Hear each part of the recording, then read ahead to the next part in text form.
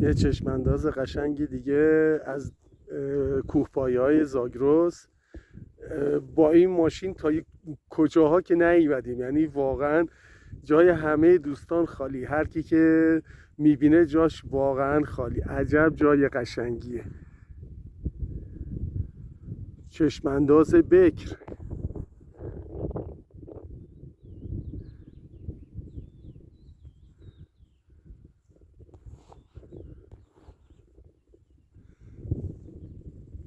چقدر قشنگه، چقدر قشنگه. به به به.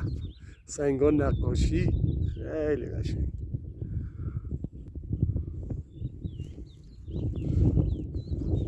دارم میرم بالای این کوهپایه.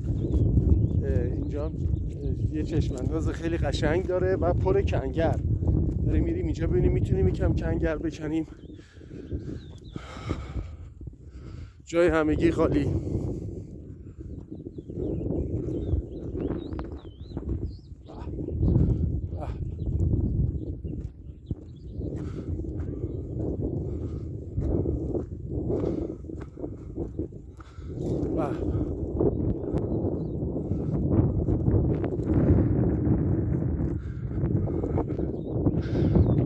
طبیعت رو نگاه کنید، کیف کنید. به به.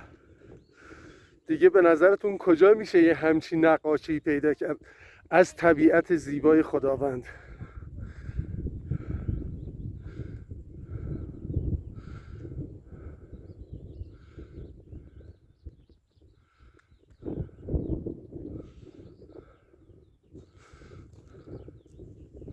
چقدر قشنگه، چقدر قشنگه.